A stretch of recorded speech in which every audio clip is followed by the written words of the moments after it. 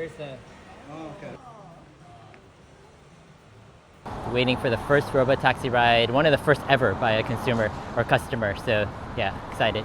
Hey, here's Ray, YouTube channel. Money XYZ. Money Yeah, XYZ. Money XYZ. Yeah, super popular channel, Mandarin. Yeah. Excited to have lunch and hang out here on Robotaxi Day. Yeah, he's my hero. I started investing in Tesla mostly because of him. Yeah, because of this guy. Yeah. Awesome. Thank you. I think the Robotaxis arrived a little bit to the side of the restaurant. It was kind of, I had to look at the map to see. Oh, here it is, guys. Robotaxi. All right, guys. We have, I'm gonna do a walk around here first. It's Model Y here, Robotaxi in the front. We have a Tesla employee here.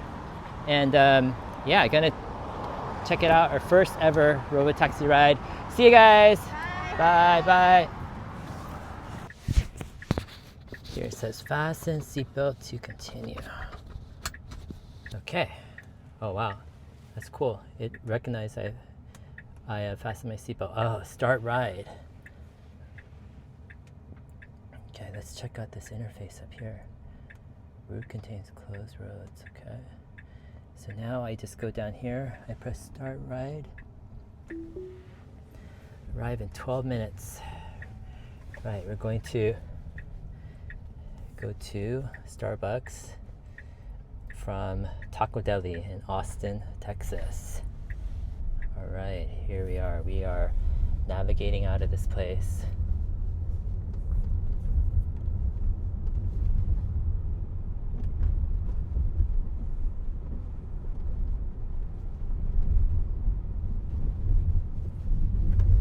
Super excited to do one of the first ever customer Robotaxi rides here. Nice, nice, nice. So check this out. You can do some music options here. Oh, connect once. Okay. Interesting. I guess you could. Oh, pull over. I don't want to pull over. Interesting. So if you need to pull over, it looks like you could pull over. You just press that confirm button. The vehicle will reach out to a support agent for assistance. Interesting. Okay. All right, let's check this out. Let's look at this interface a little more. Let's go like this. This looks like a Robotaxi interface. Ah, interesting. There's a pullover button. It says stop in lane, and it says support. And then you have a navigation screen. Yeah, a little bit different navigation screen. All right, I'm at a Starbucks. I'm getting picked up by my second Robotaxi ride here. Before we get going, do you mind if I see your app real quick? Sure. We're having a small talk, but feel free to explore the UI or take a look around and explore that. Thanks. Cool, thank you. All right, we know the drill here. Go to Joe's Coffee, South Congress. We're gonna start the ride like this. And we're gonna get there in about 8 minutes. So here's the ride. Again, look, nobody in the driver's seat there, just driving away.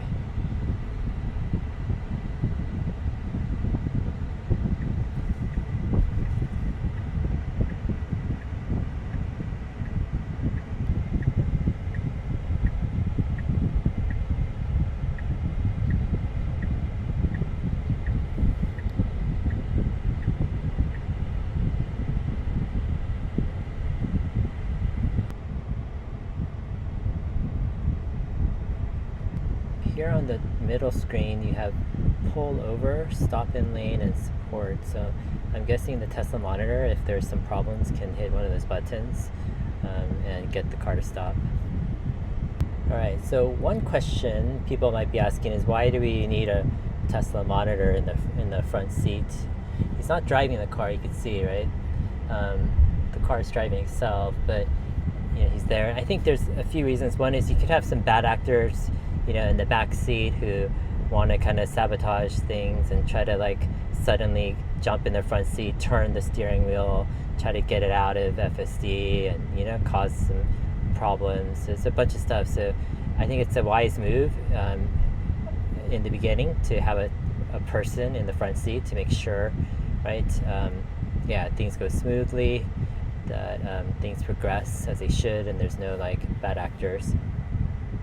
Another reason for a Tesla monitor would be, certain situations you might just want to err on the side of caution, have the car pull over or stop, and you'll see you could stop in lane or pull over, or you could call support, I guess, and they could maybe help you out. I'm not sure exactly what that does. If somehow, headquarters has a way to take over the car or not. But yeah, it's an interesting extra precaution here.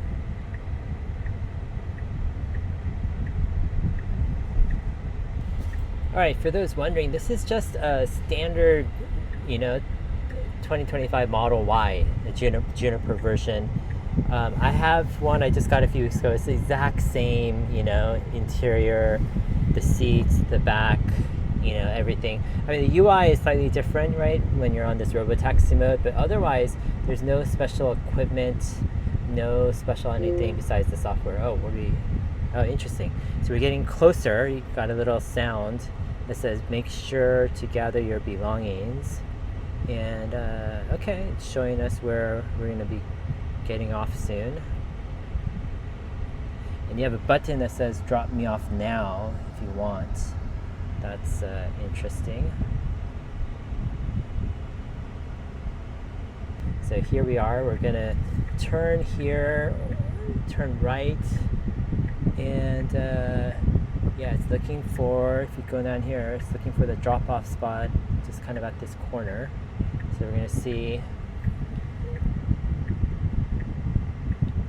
take us to this drop-off spot.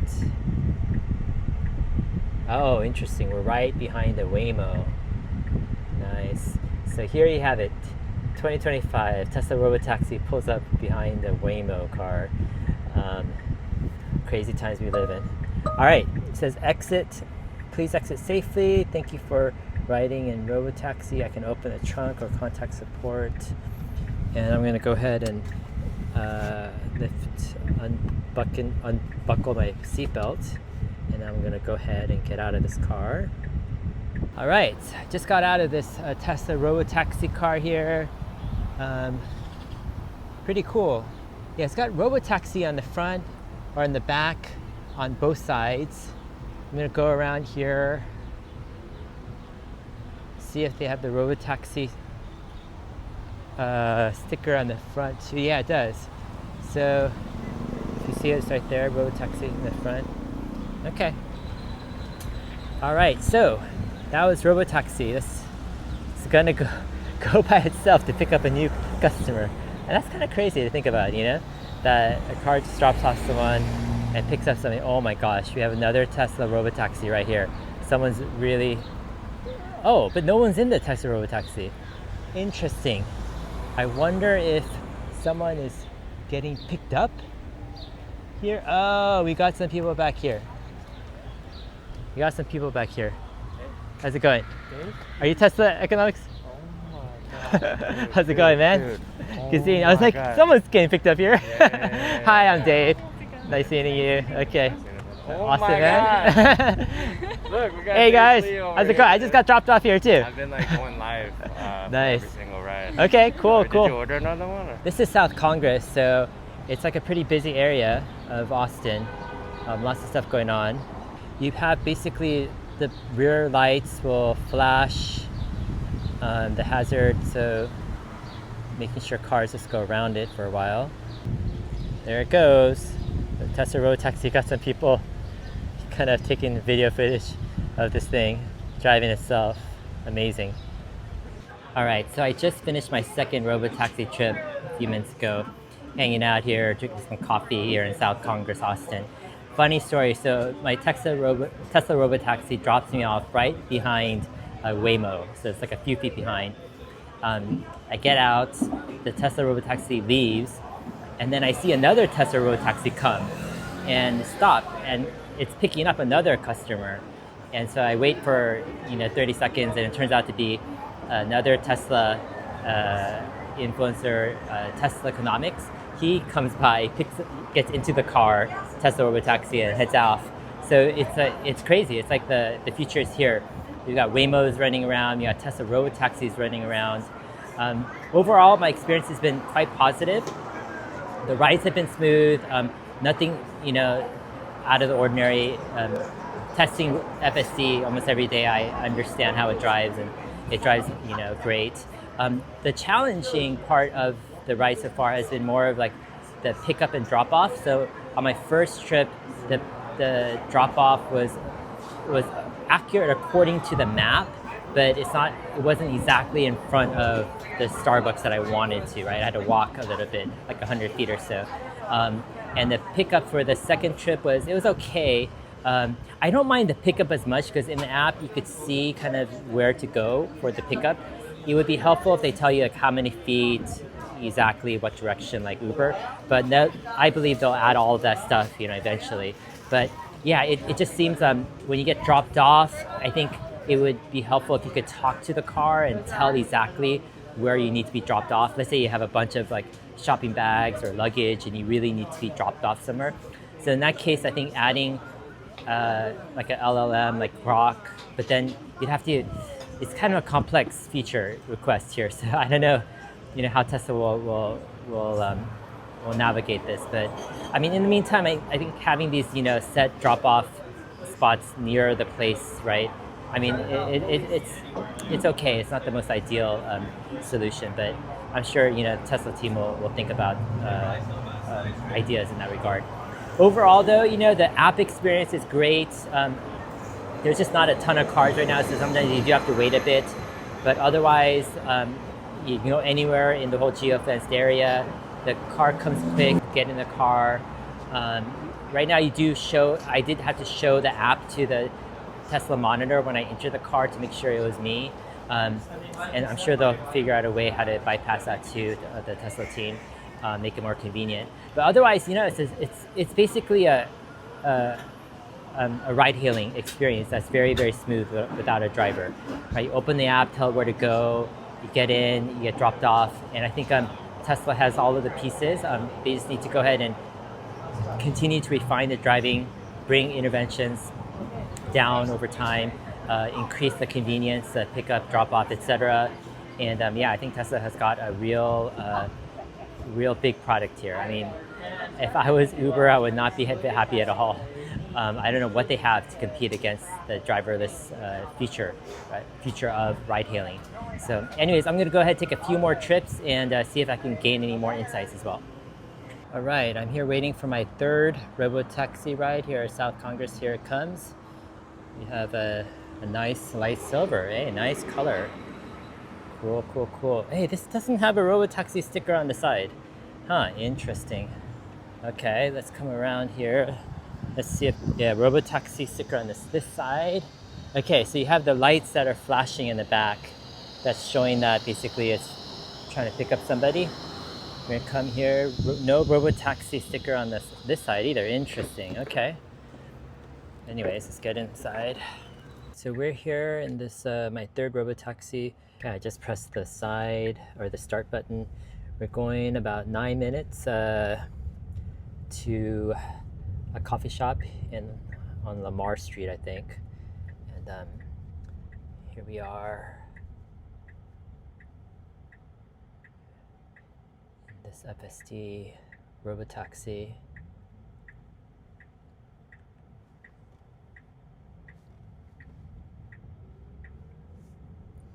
It's interesting, having the Tesla monitor in the car, I think actually is a good move by Tesla. It kind of is reassuring a bit, knowing that there's another person in the car kind of looking out after you.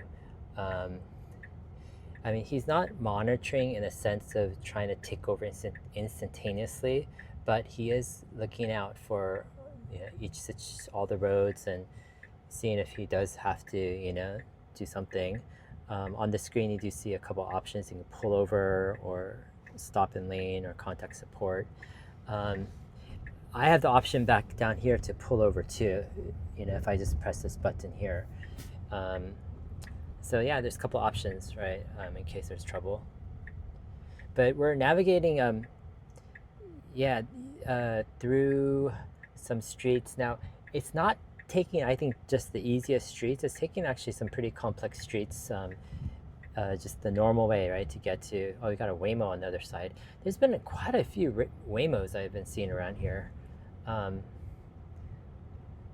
Yeah, interesting. But yeah, we're going to take a right onto a busy street up here.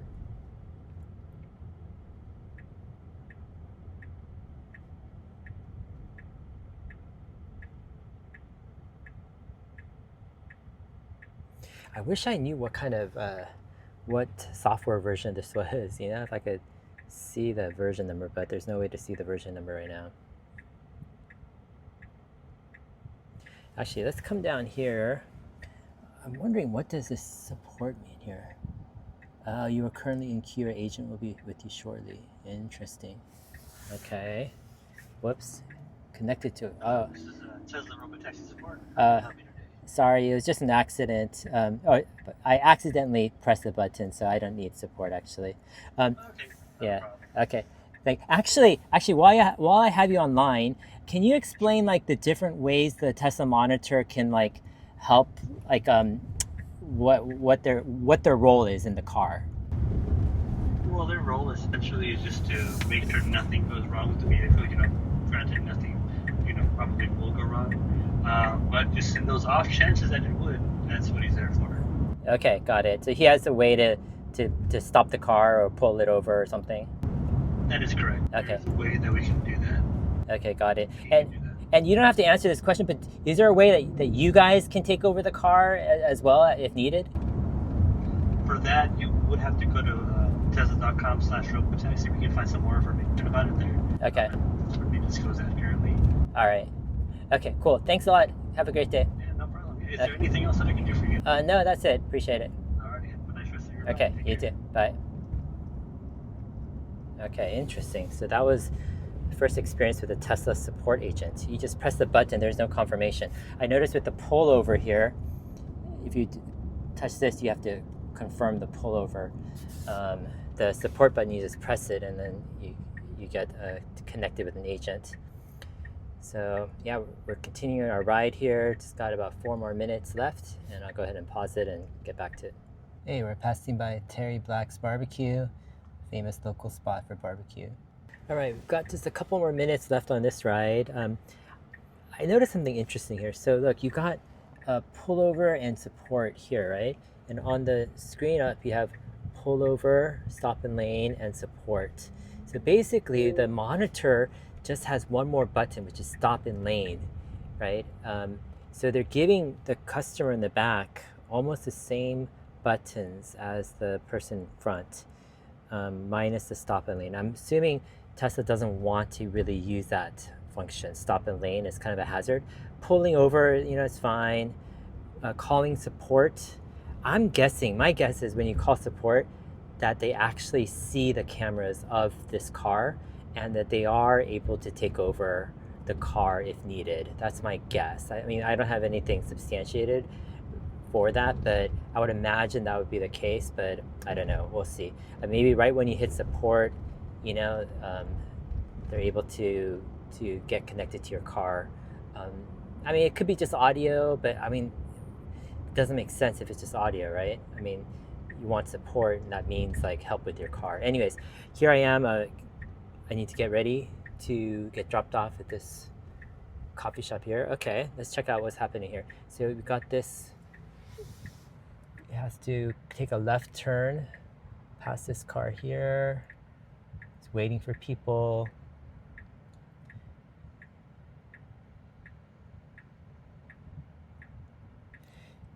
Yeah, it's pretty cool. It's gonna probably drop me off in the parking lot, right, of this coffee shop.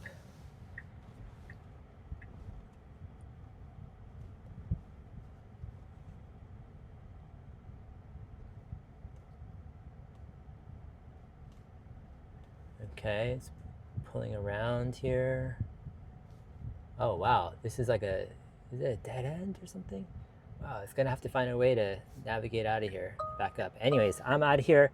It says please exit safely Open trunk. You have arrived. That's what my app says. Awesome. All right, so it dropped me off at this like dead end here or something. So it's gonna have to figure out a way how to get out of this tight parking lot. Interesting, it's moving forward. I guess there's a way out that direction. Interesting. Whoa, I didn't even see that. Let me follow it. Oh, interesting, there was a way out this direction. So it just needs to go around here. Okay, yeah, not too bad, not too challenging of a situation. Tesla Robotaxi headed out to pick up another customer. All right, so I just finished my third Robotaxi ride here in Austin, Texas on launch day. So yeah, it was an interesting experience. I mean, each ride I'm getting more comfortable with it. I mean, it's very similar to FSD if you have it in your car already. It's just a hardware for the latest Model Y, but it's got some interesting UI stuff and some interesting interactions, right? Being picked up and dropped off and all that stuff. And I commented like there's this support button that I use, and there's also like pull over button as well. And I think those are the two main controls the user has, but the monitor has this extra button that they could stop in the lane, which I don't think Tesla really wants to use. But the question is like, will those two buttons be enough, right, to give the user enough control?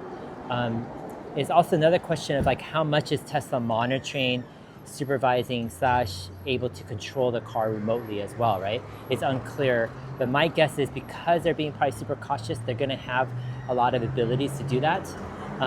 Of course, it would be probably dependent on the cellular reception for them to get the quality like video feeds and the quality, right, bandwidth, right, needed to control the car, etc. So hopefully they have that. But yeah, it's interesting question going forward, like how many controls does the customer need in the back of the car, right? I mean, over time you probably won't need much of anything because the car will be like near perfect. But in the meantime, yeah, there's going to be edge cases and stuff where the car doesn't know what to do, gets stuck, etc. So yeah, Tesla has definitely thought through this stuff. It's going to be also interesting to find out how long Tesla will require the monitor to be in the car for. And I after using it a few times, the Tesla monitor is actually great. I think it really gives a person a peace of mind, extra person there to watch to make sure everything's going smoothly. Definitely, I think for the foreseeable future, I feel good about having a Tesla monitor. Especially for possible bad actors who try to sabotage the car, etc. Over time, Tesla will activate the cabin monitor, have more robust features to make sure people can't go crazy in the car, try to mess up the car, etc. But yeah, all that stuff I think is just works in progress. Tesla will figure all that stuff out. But overall, after 3 rides, I've been very impressed. I could see the picture coming together of how Tesla is going to gain a lot of market share. There really isn't anything more negative compared to Uber. I mean, it's just as good in terms of driving, and then you got a better experience in terms of, I think, the ease of use. There's no driver to deal with. It's just you get picked up, you get dropped off. As Tesla gets more inventory, like more cars on the road, you'll have quicker pickup times, which would just make it more useful. They could match and beat almost anyone else right on the road in terms of pricing. So yeah, Tesla's got, I think, a pretty amazing product here. Right, here comes my 4th Robotaxi ride of the afternoon here. Just coming into this coffee shop. I'll go ahead and, this is the pickup spot. So this Robotaxi has all the stickers on all the sides. I'll go ahead and enter the car. All right, this is our 4th Robotaxi ride of the day. We know the drill here to start the ride. We've got about 10 minutes of driving here in this Robotaxi. Now this is a little bit of a tricky parking lot. It's kind of tight. So we're gonna go around this car here. And then, yeah, actually I've got a nice zoomed out view here so you can see kind of more what's going on. Interesting, it's going backwards. Oh, it doesn't want to go around for some reason. Well, I probably wouldn't want to go around either, even though there's a narrow kind of exit. So it's actually going backwards. It's gonna, interesting. Drives into an empty parking spot in the back of me here. In the rear, you could see kind of like, actually I don't know what you can see here, but wow, this is a pretty advanced move for Robotaxi to get out of this driveway. Seeing a multi-point turn here to get out of this tricky, oh, I'm impressed actually. That was a tricky parking lot situation. It could have got stuck, but it figures out how to navigate out of it. Interesting. So check this out here. Down here it says, it has a message here. It says, our team has identified, oh, it disappeared. There was an issue, but it's just disappeared right now. Interesting. Okay, so we're gonna be going back to kind of near South Congress area. If you look down here, in Austin, Texas here. It's still a geo-fenced area, a little bit south of downtown. I think it's a smart move for Tesla to geo-fence it, because you don't have a lot of riders and a lot of cars initially, so you want decent like time or speed for pickup, right? You don't want to wait 30 minutes for a car to come across town to pick you up, and so just to focus on an area within town, you can get probably anywhere within like 20 minutes or so. The car can get to, that's decent. I think it's a good first move until you can add more cars and you have more people and you slowly roll out the service. Yeah, for those familiar with FSD, if you've ridden it yourself, this is basically the same experience. I think it's a newer version. My hunch is, look at, there's a Waymo there, and you've got, oh my gosh, there's a lot of Waymos here. Look, that was one Waymo, here's a number 2 Waymo, and then you've got a number 3 and 4 Waymo here back there. Do you see that? That's 4 Waymos, just like within like, I don't know, within like 10 seconds or 20 seconds. That's crazy. I think I've seen like at least 10 to 15 Waymos today. Yeah, here in this Austin area. Here we are going around a Waymo. Nice. Right, going back into the lane.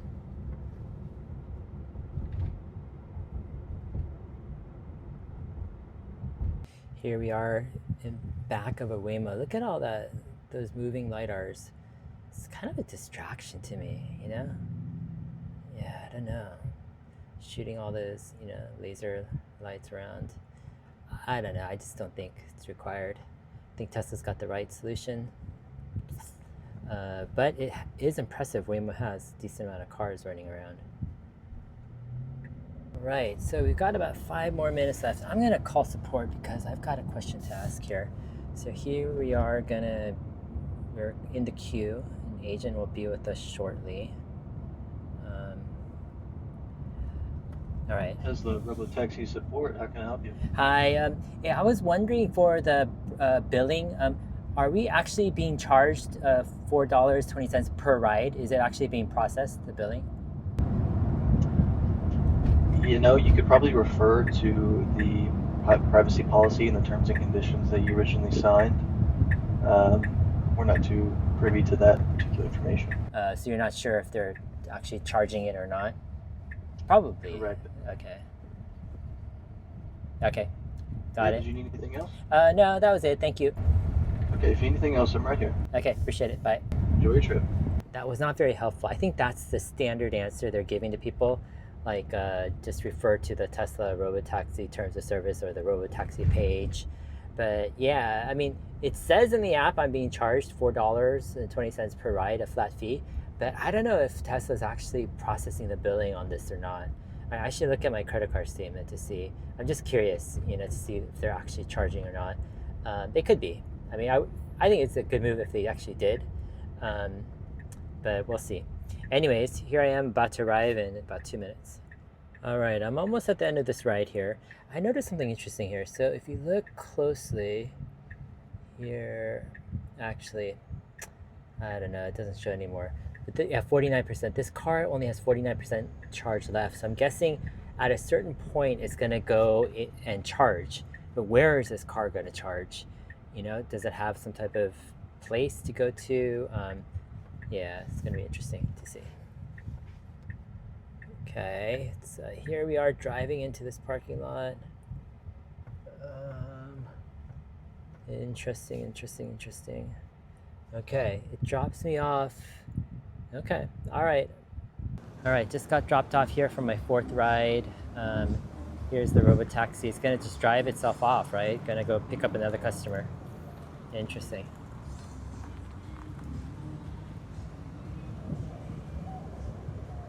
All right, so it actually dropped me off across the street from my destination. I think this big building across the street is where this restaurant I wanted to go to is. So I just have to cross the street. Yeah, I mean, that's acceptable because look, there really isn't any parking spot. You have to go into a parking garage. So it just kind of parked at the nearest kind of location you can most easily get to that location, and you just kind of cross over the street. So yeah, acceptable, I think. So here I'm just walking, gonna get another Robotaxi, but look, just walking in this random parking lot here in Austin, Texas, and it looks like Farzad to me. I don't know if it really is Farzad, but if it's Farzad, it's crazy. How can I randomly walk in front of, or walk in a random parking lot? We had a. It is Farzad. I'm crashing their live stream or something, man. How's it going, man? See your brother. What's up? Hey, it's good, man. Hey. What's up? Awesome, man. All right, here is our 5th Robotaxi coming in. It's got the stickers, this one. Right, here we are at the pickup stop. I'm gonna go ahead, get into the car. All right, 5th ride so far. We're gonna start the ride here in the Robotaxi. We're headed back to my original starting location after in the beginning. It was a Taco Deli here in South Austin. Yeah, so far almost I think all of the cars I've taken have had white interiors. Interesting. Definitely my favorite. Anyways, yeah, after my last ride, I was just walking in the parking lot and I randomly came across Farzad and Hans and a few other people. And so I just was hanging out with them for about 30 minutes, fun times, and just like talking about our experience.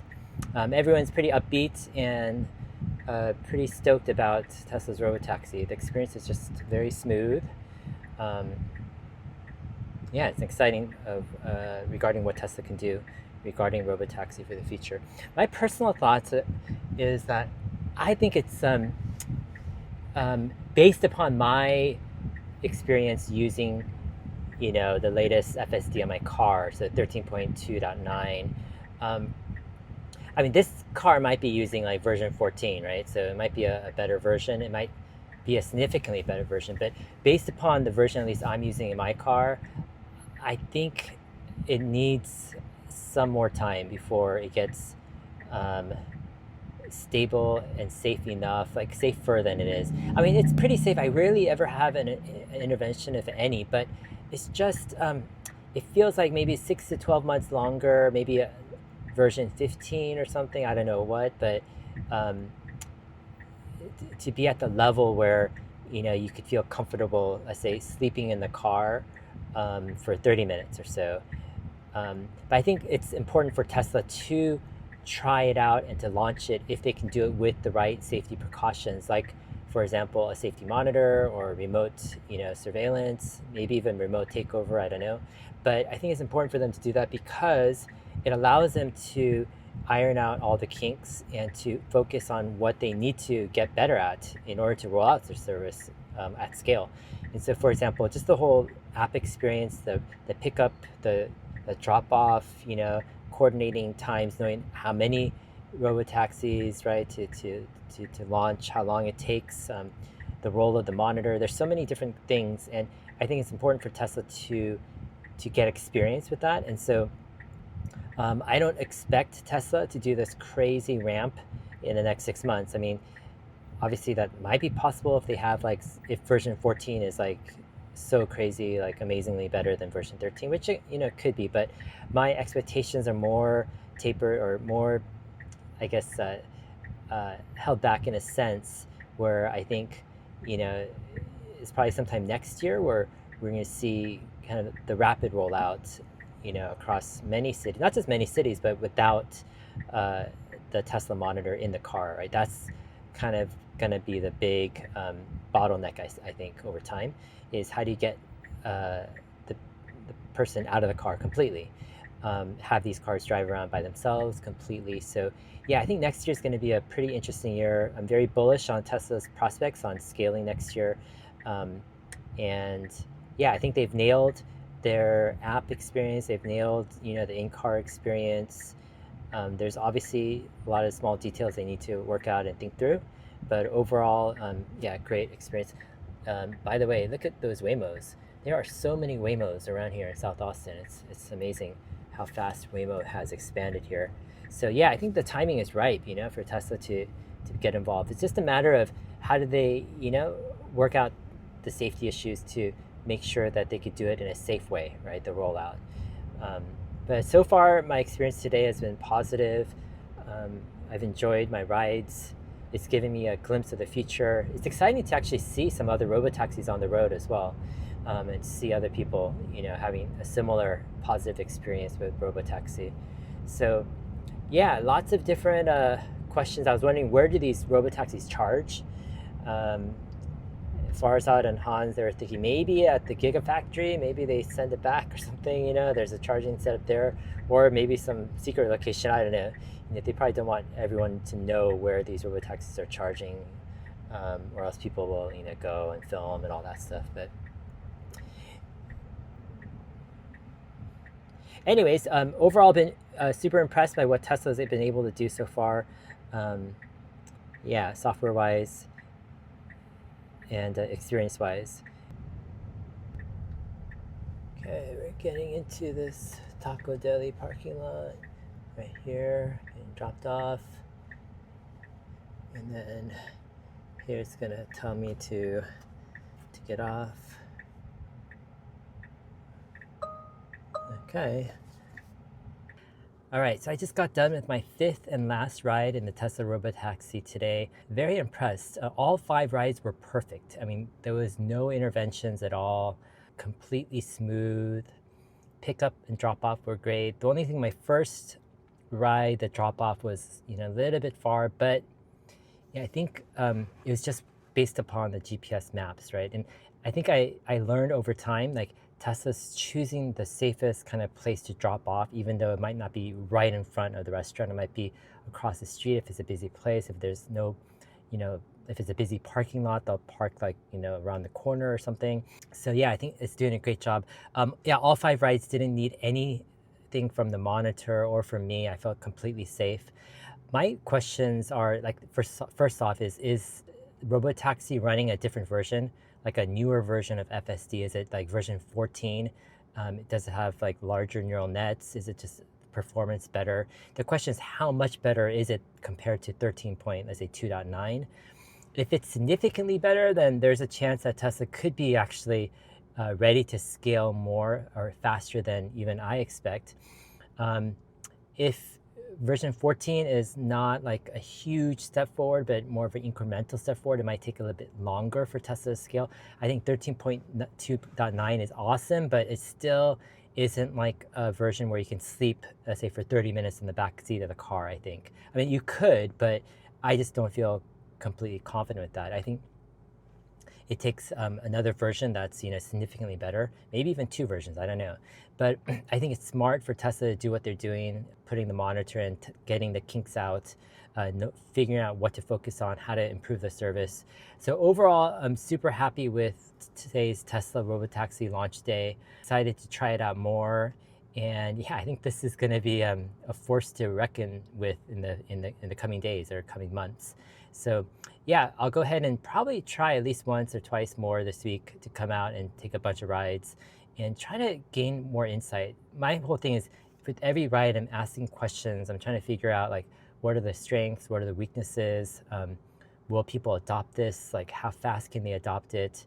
What does Tesla need to improve? There's lots of questions. I think with each ride, I can gain a little bit more insight. And so that's the whole goal. Anyways, thanks for watching. We'll talk to you guys later.